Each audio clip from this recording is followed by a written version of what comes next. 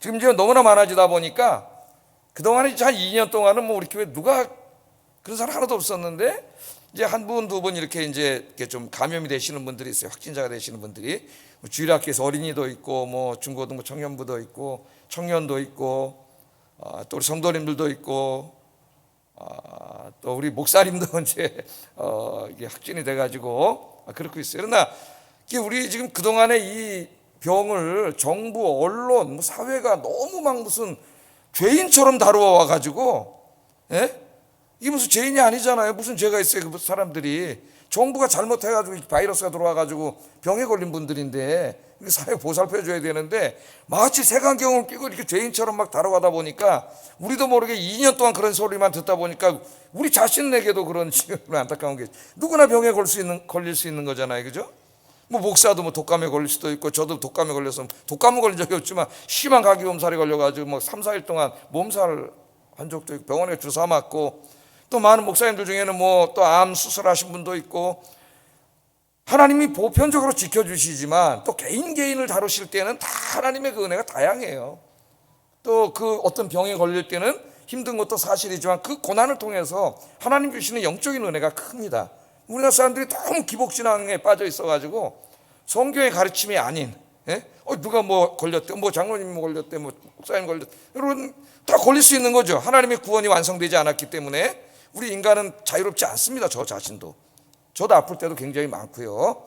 그러니까 이제 우리 그런 미신적인 그 어린애 신앙에서는 좀 벗어나야 되겠어요.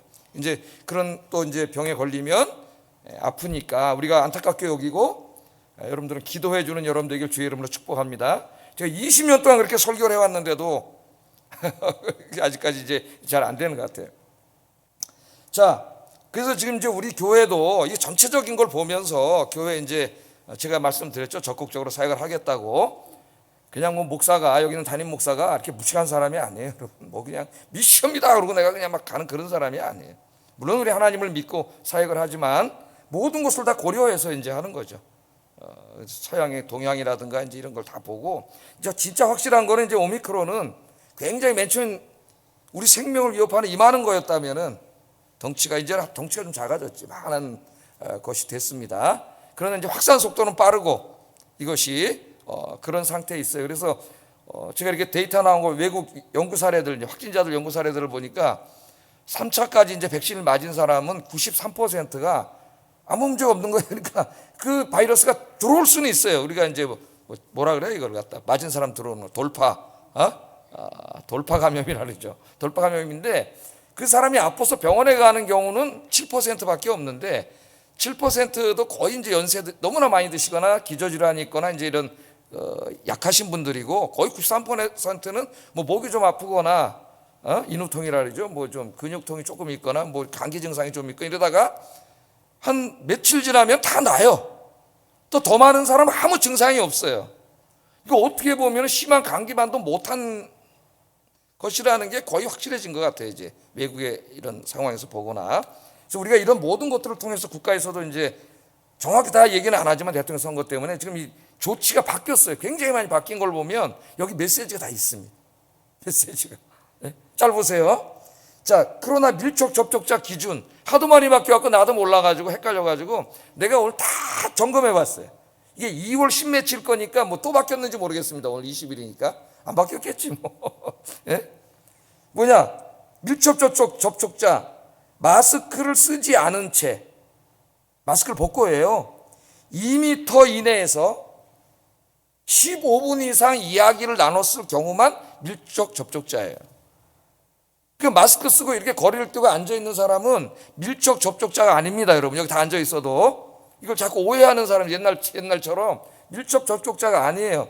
그것은 정부에서 이미 뭘 알고 있는 거예요. 다 유럽 사례를 연구해가지고 그냥 마스크 쓰고 이렇게 앉아 있어가지고는 확진자가 오더라도 이게 확진되지 않는다는 거예요. 이미 데이터가 다 나온 거예요.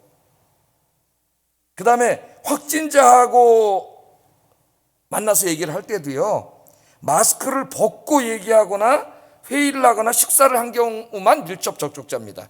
확진자하고도. 내가 마스크를 썼으면 밀접 접촉자가 아니에요. 그거는 확진자하고 얘기를 하더라도 마스크 쓰고 서로 얘기하면은 이게 확산되지 않는다는 이미 데이터가 유럽이나 미국에 다 나온 거예요. 또 사무실에서 하루 종일 같이 근무를 하고 있더라. 옛날엔 무조건 다 밀접 접촉자입니다. 지금 제가 말한 사람들은 사무실에서 2m 이내에서 같이 근무를 했더라도 이렇게 앉아갖고 근무를 한 거야 하루 종일. 그렇게 했더라도 KF80 여러분 제가 보니까 다 94를 쓰고 계신데 대부분 엄청 더 강한 거죠. KF80 이상의 마스크를 착용했을 경우에는 밀접 접촉자가 아니에요. 단 막 둘이 와서 진짜 뭐 귓속에다 대고 소소하게 이랬을 경우에 또 모르는데 그게 아닌 이상은 사무실에서 근무해도 밀접 접촉자가 아닙니다. 그 다음에 밀접 접촉자가 되어도 PCR 검사를 받지 않습니다. 지금 PCR 검사를 안 해줘요, 정부에서.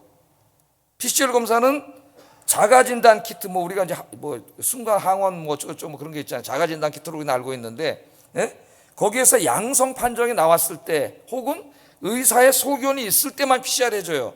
그러니까 PCR 받을 수 없습니다. 지금 받고 싶어도 두 경우가 아니면은 별로 중요하게 여기지 않는 거예요, 정부에서. 그 다음에 자가격리도 그 바이러스를 채취한 날부터 일주일이에요.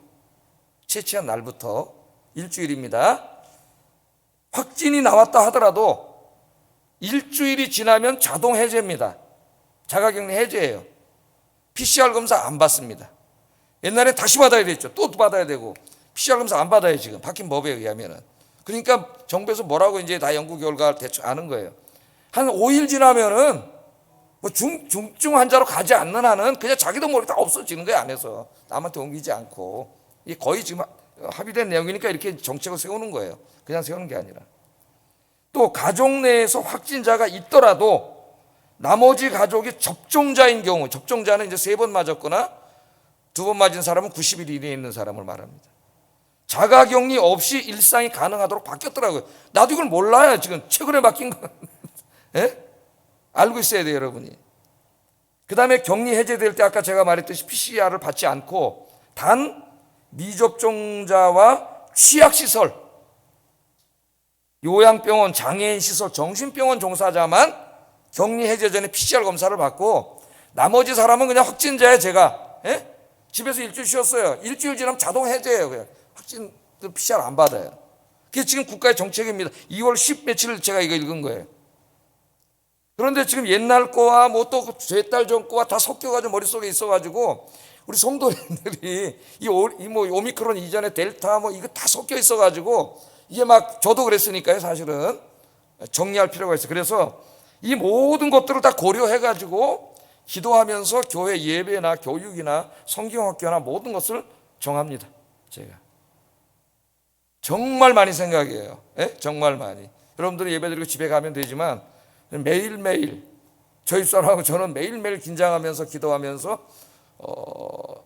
제가 정하게 되지요. 교회 사역을. 그렇게 해서 다 정하는 거예요. 퇴근해 있는데 우리 부목사님들이 이제 보고하려고 전화하면 밤엔 전화를 안 하거든요. 밤에 전화 오면 교회 뭔 일이 있는 거예요. 가슴이 철렁해요. 철렁. 그러면서 기도하면서 이제 교회 사역을 정하는데 이 교회는 하나님을 예배하고 아이들에게 성경을 가르치고 이러기 위해서 세우신 것이죠. 하나님이. 우리 기독교 2000년 역사에서 교회 예배의 문을 닫은 적은 없습니다. 지금 이 코로나 바이러스가 유일해요. 어떻게 보면 한국교회 목사들이 저를 포함해서 너무나 빨리 교회 문을 닫는 것을 무슨 뭐 비대면 예배니 뭐 인터넷 예배니 말도 안 되는 소리 갖다 끌어다 갖다 붙이면서 한 것에 대해서 하나님 어떻게 생각하실까?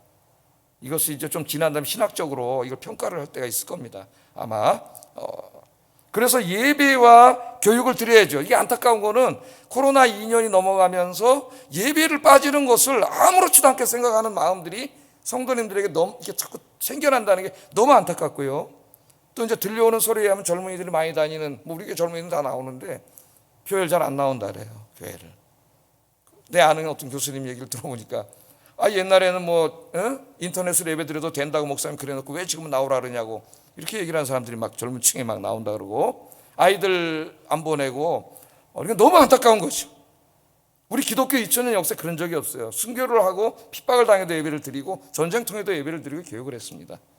이 아름다운 성경과 이 신앙의 전통이 너무 쉽게 무너져가고 있다 지금 한국교회에.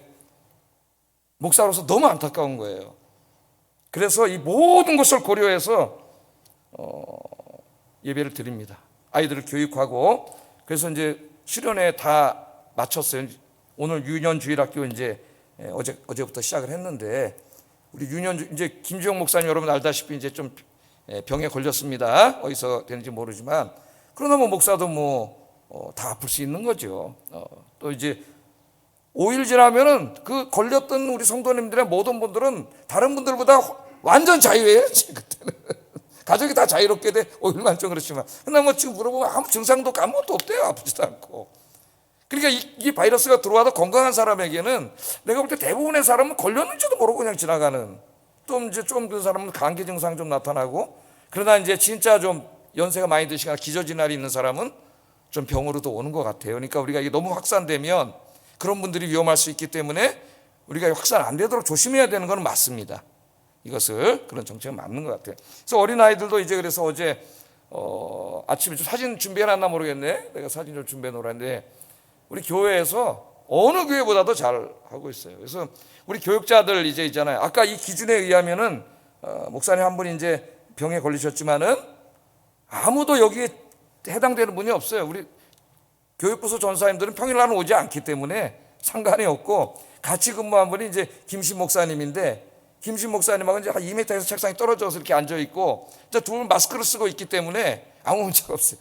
김신 목사님 건강하고, 근데 지금 몇 번 했는지 몰라, 자가진단 키트로. 혹시 또 자기가 있어서 성도들한테 이렇게 칠까봐 오늘 아침에도 또 다 교육자들이 다 자가진단 키트로 다 하고, 그리고 또 가서 예배 드리고 그렇게 하고 있어요. 최선을 다하고 있고, 주중에는 성도님부터 결석자 중심으로 교구 목사님들이 전화하시면서 다 건강 체크하고 이렇게 해가지고 다 저한테 다 보고가 올라옵니다. 필요한 분은 제가 또 전화를 해서 신방을 하고, 이런 식으로 해서 다 관리가 되고, 또 이제 혹시라도 가족에 누가 확진자가 있거나 가족에 누가 확진자 접촉한 분이 있거나 이러면 교회로 다 연락이 오고, 우리 성도님들이 문의를 하세요. 지혜로우셔서. 그러면 좀 그냥 한 줄 쉬시라 그래요. 집에서 예배 드리라고. 네? 그래서 여기 교회 와서 예배 드리는 안전한 곳이고, 지금 이렇게 앉아서 떨어져 예배 드리는 이것을 가지고는 확진자가 있다 하더라도 여기 밀접 접촉자는 없습니다. 여기. 이 기준에 의하면 이미 다 전문가들이 연구해 놓은 거예요. 네? 그러니까 안심하시고 마스크만 열심히 쓰시고 기도하시면서 예배 드리면 돼요. 할렐루야. 불안할 필요가 없어요.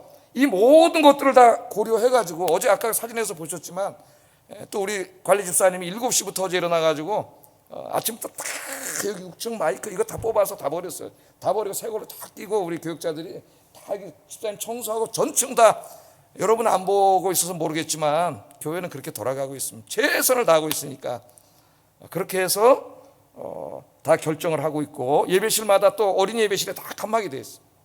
식당에도 다 칸막이 해놨습니다.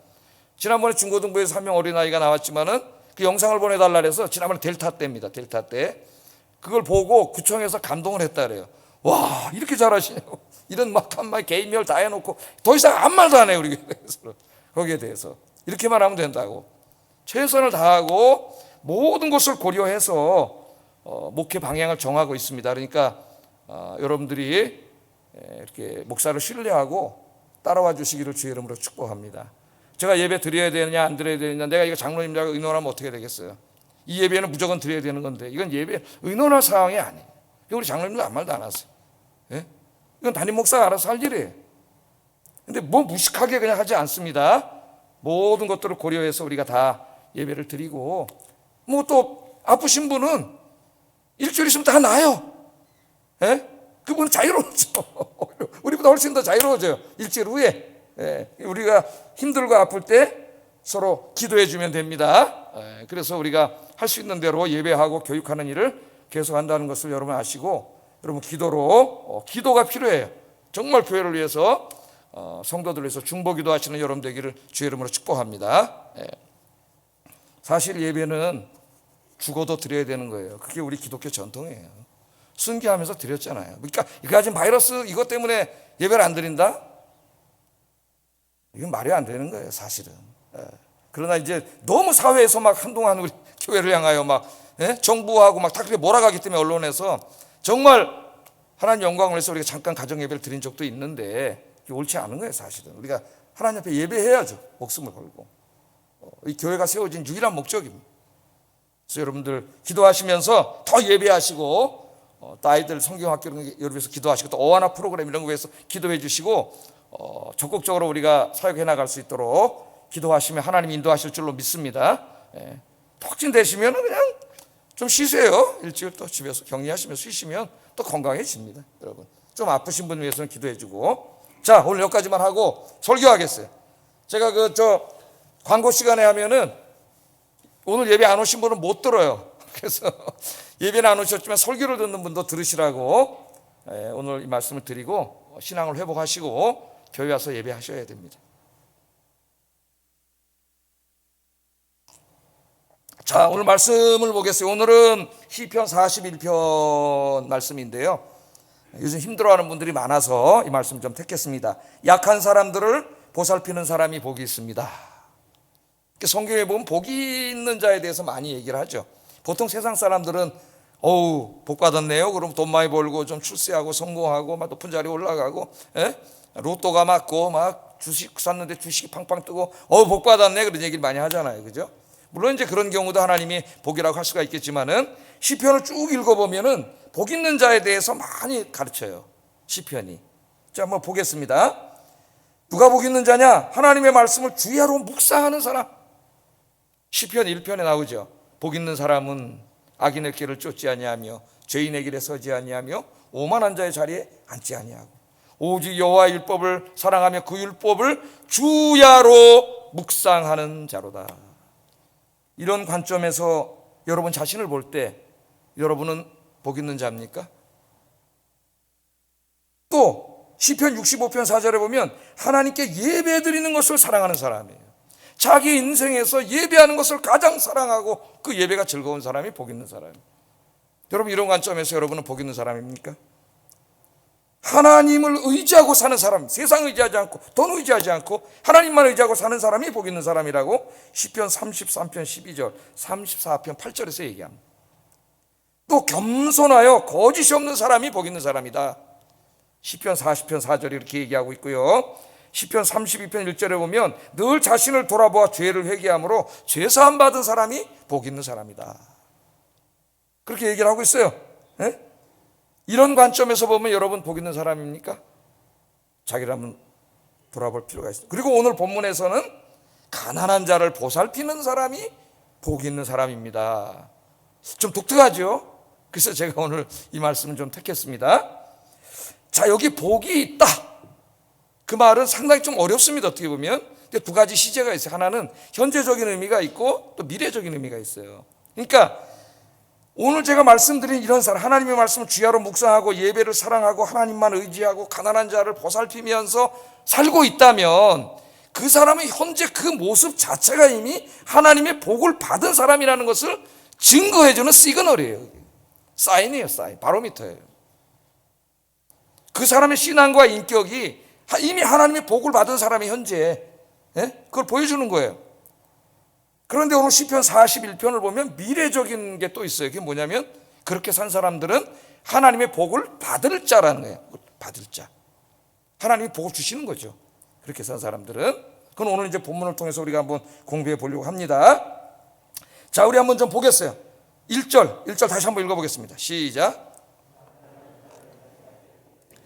가난한 자를 보살피는 자에게 복이 있습니다. 이렇게 얘기했습니다. 여기 가난한 자는 히브리어로 달을 번역한 것인데 이 달은 단지 경제적으로 가난한 사람만을 말하는 게 아니에요. 우리말로 읽으면 어떻게 가난한 자니까 돈 없어서 가난한 자로 들려오는데 그런 의미는 아닙니다. 경제적인 면에서 뿐만 아니라 삶의 모든 부분에서 약한 자예요. 약한 자. 지난번 성경, 옛날 성경에 보면은 개역에 보면 빈약한 자라 그랬는데 빈약한 자. 이 가난한 자보다 그게 훨씬 더 좋은 번역이에요, 사실은. 자, 이 가난한 사람이란 이 세상의 풍파에 지치고 힘든 사람들, 가난하고 소외된 사람들, 육신의 병으로 고통당하는 사람들, 고독하고 외로운 사람들, 삶의 공경에 처해 있는 사람들 모두를 총칭하는 큰 단어입니다. 그게 달이에요, 달. 그러니까 우리말로 하면 약한 사람들, 그런 말, 약한 사람들. 그 사람들을 보살펴주는 사람이 복이 있습니다. 그 사람들을 보살피고 있다면 그 사람 지금 가장 복받은 삶의 모습이라는 거죠. 현재로는. 그리고 미래에는 하나님 복을 주신다는 거예요. 그 사람에게. 자, 이 가난하고 소외된 사람들, 힘없고 약한 사람들에게 관심을 갖고 그들을 보살피는 것은 하나님이 우리에게 하신 명령입니다. 명령. 중요한 명령이에요. 하나님 사랑과 이웃 사랑이 성경 66권 핵심이잖아요. 예? 내 이웃을 네 몸과 같이 사랑하라. 이렇게 말씀하셨잖아요.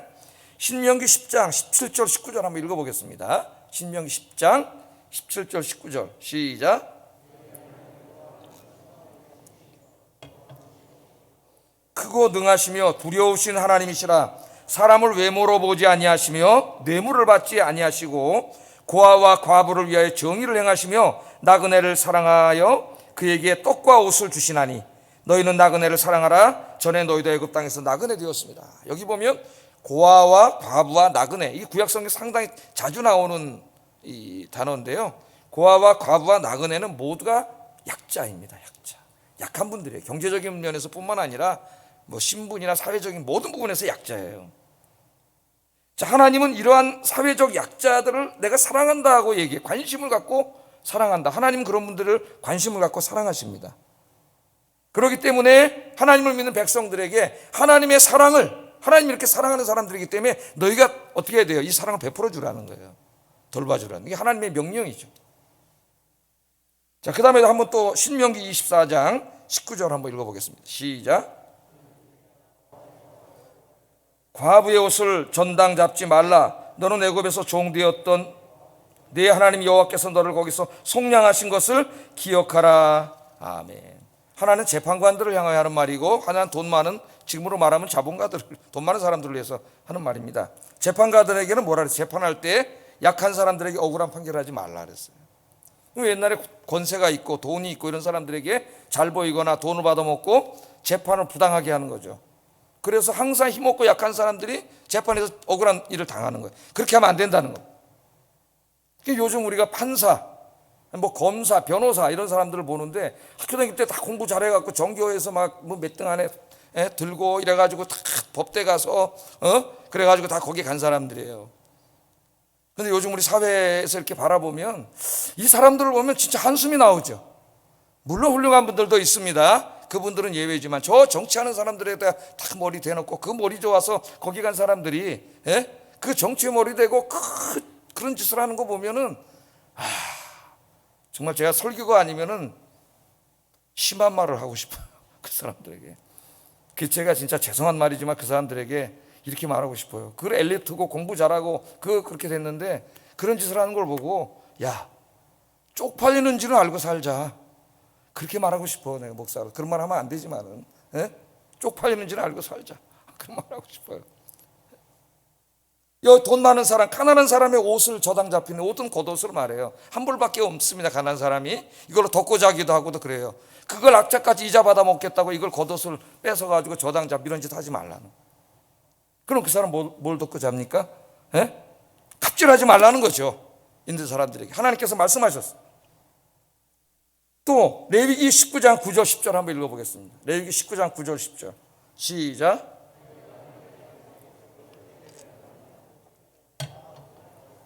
내 떨어진 이삭도 줍지 말며 내 포도원의 열매를 다 따지 말며 내 포도원에 떨어진 열매도 줍지 말고 가난한 사람과 거민들을 위하여 버려두라. 나는 너희 하나님 여호와이니라. 이 말씀은 참 기가 막힌 말씀이에요. 자, 밭이 있고 이런 포도나무가 있고 이런 사람 좀 사는 사람들이죠. 근데 이제 옛날 밭은 다 사각형이 아니고 막 이렇게 시골 밭 보면 이렇게 꾸물꾸물하고 막 그러잖아요. 이걸 벨 때 악착같이 다 베지 말고 모퉁이에 있는 것들은 다 베지 말라 그랬어요. 하나님. 또 이삭을 이제 추수할 때에도 이제 많이 떨어뜨립니다. 떨어뜨린 거 다시 줍지 말라 그랬어요. 포도 딸 때 포도를 다 따지 말라 그랬죠. 남겨놓으라 그랬어요. 왜 그러셨을까요, 여러분? 가난한 사람들이 와서 생계를 유지할 수 있도록, 가져갈 수 있도록 베푸는 거예요. 근데 여러분, 자존심 상한 사람 내가 직접 주면은 자존심 상해서 안 받습니다. 얼마 전에 보니까 우리나라 축구 감독 영웅 박종환 씨가 이제 막 다 사기당하고 그래가지고 60만 원 가지고 이렇게 참 힘든 생활을 하고 있다는 얘기가 나왔는데 후배들이 도와주려고 가져가도 자존심이 너무 세서 하나도 안 받는다. 그 사람이. 자, 그러니까 이거는 뭐야? 남겨놓고 가면 아무도 없을 때 와서 그걸 가져갈 수 있잖아요. 그러니까 그 사람 자존심 상하지 않게 하면서 도와주시는 방법이에요. 하나님의 마음을 보세요. 그 배려심. 내가 남을 돕더라도 그 배려심이 더 중요한 거죠. 자존심 상하지 않게 하려고. 하나님 그렇게 하시잖아요. 그렇게 하라는 거예요. 우리 보고. 우리에게 매우 중요한 말씀을 하십니다. 이게 다 오늘 약한 자를 보살피는 사람은 복이 있다. 이 말씀 속에 다 들어간 거죠. 하나님 나 혼자 다 잘 먹고 잘 살라고 주신 게 아니에요. 내 주변에 약한 사람들 함께 하라고 하나님 주신 것이죠. 자, 제가 하나 이 말씀을 드리겠습니다. 여러분 잘 알고 있는 그 장프랑스와 밀레라고 하는 화가가 있죠. 화가가 만종, 이삭죽기 이런 걸로 이제 유명한 화가인데요. 이 사람이 맨 처음에는 무명이었어요. 무명. 이 사람 그림을 아무도 알아주지 않아요. 그림을 팔아본 적이 없기 때문에 밥을 굶고 있었다래요. 자식하고 부인이 밥을 굶어서 그림이 안 팔려가지고 무명 화가인데, 근데 이 사람의 그림을 유일하게 알아주고 이해해줬던 사람 두 사람, 딱 두 사람. 한 사람 자기 아내예요. 아내. 그래도 행복한 사람이다. 자기 아내가 알아주니까. 다른 사람 다 지지 안 해줘. 자기 아내가 지지해주면 힘이 되는 거죠. 그 다음에는 제일 친한 친구, 루소라고 하는 친구인데 철학자 루소는 아닙니다. 두 사람은 다른 시대에 살았기 때문에 그냥 친구 루소예요. 자, 그런 친구가 있다면 얼마나 좋을까. 여러분은 그런 친구가 되어주세요. 두 사람이 알아줬다래요. 이게 어느 날 이제 친구가 밥을 굶고 있으니까, 그러니까 돈으로 갖다 주면 자존심이 강해서 받겠습니까? 자존심 상하지, 친구인데. 그러니까 친구인 밀레를 찾아가가지고, 아이고 야 밀레야, 네 그림 사겠다는 사람이 드디어 나타났다. 그림 사겠다는 사람이. 깜짝 놀란 거. 밀레가 한 번도 바라본 적이 없는데, 무명인데 이거 사겠다는 사람이 나타났다. 그랬더니 돈 봉투를 또 이따만큼 두꺼운 걸 가져와가지고 성금까지 줬다는 거예요. 이거를. 그 이상해. 이 사람이 도저히 내 알 사람이 없는데 그걸 받고 이제 그걸 파는 거죠. 그래서 이제 그 사람이 가지고 갔어요. 근데 그러고 이제 시간이 좀 몇 년이 지나가지고 밀레가 조금씩 이렇게 이름이 나서 그림이 알려지게 됩니다. 그러니까 제가 보면은 이 천재들의 그림이나 음악은 그 동시대에 알려진 경우가 별로 없어요. 왜 그럴까요, 여러분? 천재들은 앞서가 시대를 앞서가기 때문에 동시대 사람들이 잘 이해를 못해요. 나중에 또 사후에 이렇게 유명해지는 것들이 꽤 있습니다. 이제 밀레도 나이가 들어서 알게 됐는데, 어느 날 이제 친구의 집에, 그 루소라는 친구의 집에 놀러 갔다 깜짝 놀랐어요. 저 그림이 딱 걸려 있는 거예요. 친구가 사간 그림이 저 그림입니다. 이 그림의 이름이 뭐냐면은 접목을 하고 있는 농부라는 유명한 그림이. 접목을 하고 있는 농부. 그 당시에는 아무도 알지도 못하는 그런 무명의 그림인데, 이거 어떻게 한 거예요? 이 친구가, 루소가 자존심 안 상하게 도와주고 싶으니까 그림을 살 사람이 있다고 가서 이야기를 하고 자기 돈을 이따만큼 주고 그림을 가져와서 자기 집에 걸어놓은, 자기가 산 거예요. 밥을 굶고 있으니까 친구가 자존심 안 상하게 배려해서 도와준 거죠. 이걸 친구 이 집에 갔다가 보고 깜짝 놀라서, 이 친구가 나에게 이걸 자비를 베푼 것이구나. 그렇게 깨달은 거예요. 오늘 하나님이 우리에게 그런 친구가 되라고 말씀하십니다. 그런 친구가 되라. 그림을 하나 더 보겠어요. 그림을. 이 그림은 제가 한번 여러분 보여주었던 그림인데요. 유명한 그림입니다. 영국의 화가인 월터 랭글리의 대표작인데 제목이 길어요. 저녁이 가면 아침이 오지만 가슴은 무너지는구나. 그런 제목의 1894년도 작품입니다. 잘 보이나요? 네, 잘 보이는 것 같아요. 화면이 좋아가지고. 저는 이 그림을 직접 본 적은 없고, 이주은이라고 하는 이 미술 사가이면서 수필을 쓰는 사람이 쓴 그림의 마음을 놓다라는 책에서 이제 이걸 보았습니다. 이 그림을. 자, 그림을 잘 보세요. 그림을 저도 잘 못 봅니다. 이런 책들을 제가 한 몇십 권 읽었어요. 읽으면서 이제 그림 보는 눈이 약간, 그림은 아는 만큼 보여요. 아는 만큼. 근데 제가 본 게 아니라 이 전문가들이 본 것에 따라서 한번 얘기를 해보겠습니다. 자, 젊은 여인이 지금 어떻게 하고 있어요? 슬픔에 빠져 있습니다. 그죠? 지난밤 폭풍으로, 이게 어촌이잖아요. 딱 봐도. 지난밤 폭풍으로 남편의 고깃배가 집에 돌아오지 않았습니다. 죽은 거예요, 남편이. 얼굴을 손에 묻고 흐느끼고 있습니다. 그런데 그 옆에는 누가 있나요? 나이가 지긋이 드신, 연세 드신 노부가 앉아 있습니다. 우리 교회로 말하면 신앙이 성숙하신 우리 성도님들, 권사님들, 그렇게 얘기를 할 수가 있겠죠. 신앙과 인격이 성숙하신 분들. 이 한 노부가 앉아 있는데 같은 마을에 사는 이 노부가 주름진 손으로 남편을 잃은 젊은 여인의 등을 어떻게 하고 있어요? 어루만지고 있잖아요. 등을 어루만져 주고 있습니다. 여인은 이렇게 울고 있고 아무 말도 하지 않고 등을 어루만져 주고 있어요. 등을 만지고 있지만 사실은 마음을 어루만져 주고 있는 거죠. 젊은 여인은 이 노부의 따뜻한 손길에 참았던 서름이 복받쳐 손으로 얼굴을 감싼 채 울고 있는 겁니다. 이주훈 씨는 이렇게 말합니다. 이 시간 이 여인에게 필요한 것은 말이 아니라 사람이다. 사람. 어떤 말이 위로가 되겠습니까? 함께 있어줄 사람, 슬픔을 함께 할 수 있는 사람, 그 사람이다. 하나님 오늘 우리가 그 사람이 되라고 말씀하시는 거예요. 그 사람. 저는 이 노부의 모습에서 하나님의 형상으로 지음받은 인간의 가장 위대한 모습을 봤습니다. 가장 위대한 모습. 신앙과 인격이 성숙하여 가장 하나님의 형상을 회복한 그 위대한 모습이 뭐냐? 바로 이 노부의 모습. 약한 사람, 힘들고 외로운 사람, 가난한 사람, 병든 사람, 슬픔에 빠져있는 사람, 함께 해주는 사람, 그 슬픔을 나누어주는 사람, 그 등과 마음을 만져주는 사람. 여러분은 그런 사람이십니까? 그런 사람이 되기를 주의 이름으로 축복합니다. 우리가 조금 전에 신앙 고백을 했어요. 매주 신앙 고백을 합니다. 예배 드릴 때 우리가 무엇을 믿는가를 고백하는 거예요. 그러니까 하나하나를 기억하면서 암송하셔야 돼요. 전능한 선질만하신 하나님 내가 믿사오니 이렇게 하면 안 돼요. 우리가 뭘 믿는가가 여기 지금 다 고백이 되어 있잖아요. 그 중에 하나가 성도가 서로 교통하는 것을 믿는다고 고백했어요. 우리 성도가 서로 교통하는 것을 믿는다. 이 교통한다는 말은 교제한다는 말이에요. 교제. 이 교제한다는 말은 신약 성경에 이 코이노니아라고 하는 말을 번역한 것입니다. 그거 많이 들어보셨죠? 우리 3층에 하면 코이노니아실이 있습니다. 코이노니아. 이 코이노니아는 문자적으로 번역하면 나눈다는 뜻이에요. 나눔. 그러니까 나눔인데, 그러니까 뭘 고백한 거예요? 우리는 우리 성도들이 하나님의 교회가 서로 나누는 교회임을 믿습니다. 고백한 거예요. 뭘 나누는가? 첫째는 슬픔과 기쁨을 함께 나누는 거예요. 슬픔과 기쁨을 함께 나눈다. 그럼 하나님의 교회는 어떤 곳이에요? 온 성도들이 슬픔과 기쁨을 함께 나누는 공동체임을 믿습니다. 그렇게 고백했습니다. 우리가 매주 고백하고 있어요. 하나님 앞에. 그 말은 다시 말하면 우리 교회를 그런 교회로 만들겠습니다. 내가 그런 삶을 살겠습니다 하는 고백이에요.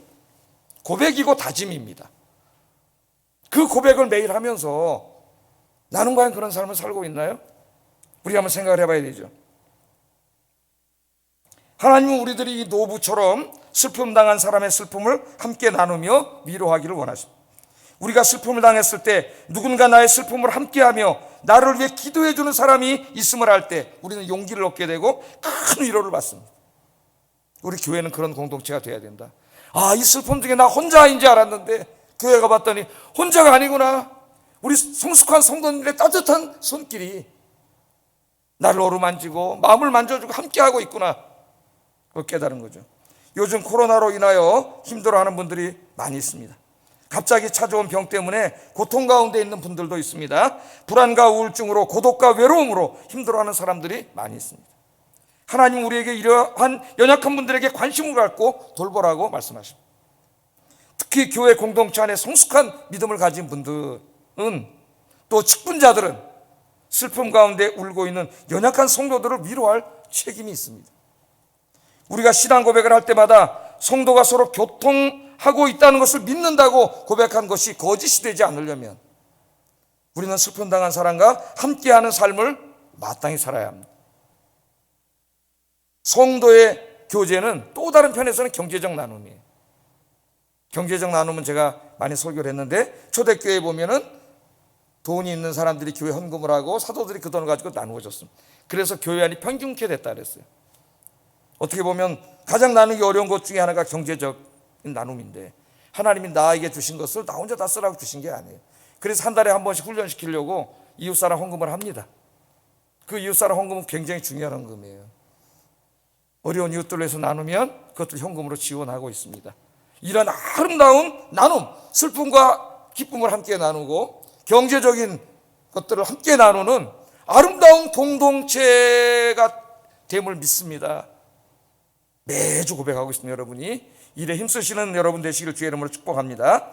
자, 이렇게 긍휼히 여기는 사람들, 그 자체가 이미 복받은 사람이지만 하나님은 약속을 해주셨어요. 시편에 보면 긍휼히 여기는 자는 자신이 재앙을 받는 날에 하나님의 긍휼히 여김을 받습니다. 그렇잖아요. 내가 지금 어떤 어려운 사람을 긍휼히 여기지만 나도 그런 상황에 처할 때가 있거든요. 살다 보면. 그런데 그때 하나님이 내가 긍휼히 여긴 걸 기억하고 나를 긍휼히 여겨주신다는 거예요. 1절 한번 다시 읽어보겠습니다. 시작. 복이 있으며 재앙의 날에 여호와께서 그를 건지시리로다. 아멘. 힘없고 가난한 사람에게 관심을 갖고 돌보는 사람들은 그 자신이 연약해졌을 때 하나님의 자비와 긍휼하심을 얻게 됩니다. 시편을 읽어보면요, 시인은 사랑이 많은 사람이었던 것 같습니다. 그는 주변에 있는 연약한 사람들에게 관심을 갖고 돌봐줬습니다. 경제적으로 어려운 사람, 병으로 고통당하는 사람들을 찾아가서 도와줬습니다. 그런데 어느 날 자신이 병들게 됐어요. 오늘 시편에 보면 기도했습니다. 그랬더니 하나님이 그의 병을 치유해 주셨다고 고백하고 있어요. 3절 4절 읽어보겠습니다. 시작.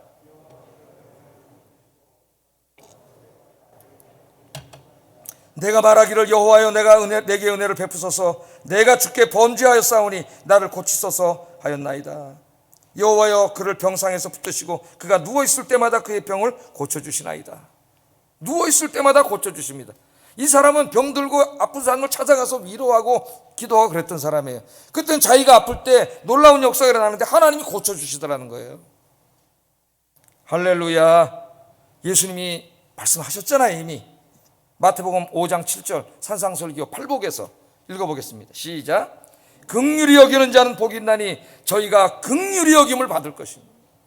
내가 약한 사람들을 많이 긍휼히 여길수록 하나님께서 많이 여러분을 긍휼히 여겨주십니다. 여러분이 긍휼함이 필요할 때 하나님이 직접 위로해 주시는 거예요. 시편 주석을 쓴 크레이그라고 하는 구약학자는 이 부분을 이렇게 주석을 했어요. 한번 읽어보겠습니다. 시작. 병든 사람들에게 자비를 베풀지 않은 자는 하나님의 자비를 구할 자격이 없습니다. 자기도 하지 않았는데 자기가 어려워지니까 하나님한테 막 자비를 베풀어 달라면 하나님이 너는 했냐 다른 사람한테 그렇게 말씀하신다는 거예요. 또 이 시편에 대한 가장 방대한 주석을 쓴 앨런 로스의 주석을 보면 이 부분을 이렇게 주석을 했어요. 비슷한 말인데 읽어보겠습니다. 시작. 하나님이 건져 주시기를 구하는 사람은 약하고 가난한 자들을 적극적으로 돌보는 사람이 되어야 합니다. 하나님 앞에 자비를 베풀어 달라고 여러분이 기도하려면, 그럴 염치가 있으려면 여러분이 지금 여러분 주변에 약하고 어려운 사람들을 돌보는 사람이 돼야 된다는 거예요. 네? 우리가 아까처럼 성도의 교제를 믿는다고 신앙 고백을 해놓고 예배 마치고 나가 다시 입을 통해서 남을 욕하고 저주하고 험담하고 비방하고 다니고, 이 사람은 매일 하나님 앞에 거짓말하는 거죠. 조금 전에는 그렇게 기도를 해놓고 하겠다고 기도를 해놓고 바로 또 가서 이 하나님 앞에 거짓의 인생을 살게 되는 거예요. 여러분, 우리가 이렇게 어려운 사람을 돌보면 하나님이 여러분을 돌보신다는 게 약속입니다. 여러분들 많이 돌보시기를 주의 이름으로 축복합니다. 그래서 하나님의 긍휼하심도 많이 체험하기를 주의 이름으로 축복합니다. 아멘도 안 하시네. 아멘입니까? 하나님의 말씀을 들으면 아멘. 아멘은 그 말씀이 맞습니다. 그렇게 살겠습니다는 신앙 고백이에요. 그래서 성경을 읽으면 성경을 읽을 때 모든 사람이 자리에서 일어납니다. 유대인들은. 그래서 아멘 아멘 하면서 머리를 굽혀요. 근데 우리나라 사람들은 이거 설교를 듣는데 너무 성의 없이 듣다가 또 졸다가 딴청 부리다가 어떤 사람은 또 발을 꼬고 앉아있는 사람도 있어요. 예배 시간에. 원래 일어나야 돼. 하나님 말씀을 들을 때 일어나서 아멘 아멘. 그럼 그 복이 여러분의 복이 되는 것이고, 예배를 매일 그런 태도로 드리는 사람은 그 들이나 많아요. 예배가 아멘 아멘으로 하나님의 말씀을 받는 것이 습관이 되기를 주의 이름으로 축복합니다. 신경을 매우 많이 써야 돼요. 예배 시간에. 두 번째, 힘없고 연약한 사람들을 긍휼히 여긴 사람은 하나님이 보호해 주신다 그랬어요. 2절 상반절에 보면 여호와께서 그를 지키사 살게 하시리니 그렇게 지켜주신다고 말씀을 하셨습니다. 5절부터 11절까지 보면 시인은 병도 힘들었지만 더 힘든 게 있었어요. 그게 뭐냐면은 주변 사람들입니다. 시인에게 신세를 많이 진 친구들이에요. 친구인 줄 알았는데 자기가 아파서 병들어서 죽을 병에 걸렸다 보니까 이 사람들이 친구가 아니야. 아이고 저거 병들었네. 아이고 저거 이제 침상에서 못 일어났으면 좋겠다. 시기하고 질투하는 사람들이 이런 마음을 갖는 거죠. 5절 7절 한번 읽어보겠습니다. 시작.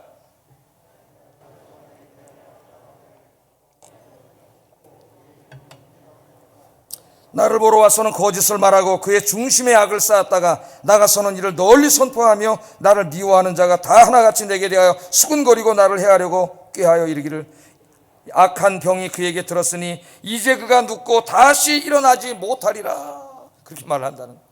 수군수군하는 소리가 들려오는 거예요. 들려와. 다 들려오거든요. 예? 겉으로 와서는 어이구 아프지, 너 많이 아프지, 그래 웃으면서 그래 친구인 줄 알았더니 뒤에 가서 딴소리하고 다니는 거죠. 예? 얼마나 힘들겠어요. 얼마나 자괴감을 느끼겠습니까? 그런데 하나님이 그들로부터 지켜주시더라는 거예요. 자기는 아파서 누워만 있을 뿐인데 하나님이 지켜주시는 거예요. 왜? 자기가 그런 긍휼을 많이 베풀었기 때문이에요. 11절 12절 읽어보겠습니다. 시작. 주께서 나를 기뻐하시는 줄을 내가 알았나이다. 주께서 나를 온전한 중에 붙드시고 영원한 주 앞에서 세우시나이다. 아멘. 이 사람이 뒤에서 수군거리는 사람이 아니라 진정으로 힘들고 어려운 사람을 찾아가서 진정으로 위로하고 기도하는 사람이었기 때문에 하나님도 그 사람에게 진실하게 응답해 주셨다는 말씀이에요. 마지막으로는 긍휼히 여기는 자는 하나님의 복을 받는다 그랬습니다. 2절 하반절에 그가 이 세상에서 복을 받을 것이라. 여러분이 재정적으로 경제적으로 도움을 줬든지 아니면 따뜻한 말로 위로를 했든지 찾아가서 함께 있어 줬든지 그 긍휼하심에 대해서 하나님 갚아주신다는 거예요. 여러분 저 잠언 19장 17절에 기가 막힌 말씀이 있어요. 한번 읽어보겠습니다. 시작. 그의 선행을 그에게 갚아주시리라.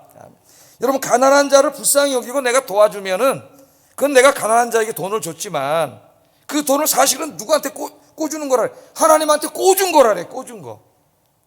그러니까 여러분이 가난한 사람들에서 긍휼을 베풀고 따뜻한 말과 위로를 하고 또 경제적으로 도움을 주고 하는 모든 것들은 내가 그 사람에게 준 거지만 사실은 나는 하나님한테 꿔드린 거예요. 하나님은 빚쟁이가 된 거죠. 하나님이 빚지고는 하나님 못 사세요. 그래서 하나님이 빚이기 때문에 하나님이 갚아주신다는 거예요. 다. 할렐루야. 여러분이 어려운 사람을 돌보는 것은 하나님께 다 꿔드리는 거예요. 손해보는 것도 아니에요. 꿔드리는 거예요. 그럼 하나님이 갚아주세요.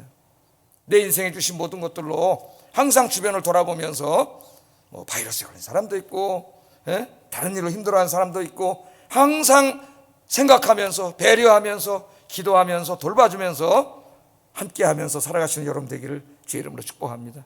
우리 아현교회를 그런 교회로 만드는 일에 여러분이 주인공이 되시기를 주의 이름으로 축복합니다. 기도하겠습니다. 두 가지를 기도하겠습니다. 주변의 어려움 가운데 있는 분들에게 관심을 가짐으로 또 중보 기도로 따뜻한 위로의 말로 함께 있음으로 경제적 도움으로 보살피는 삶을 살게 하소서.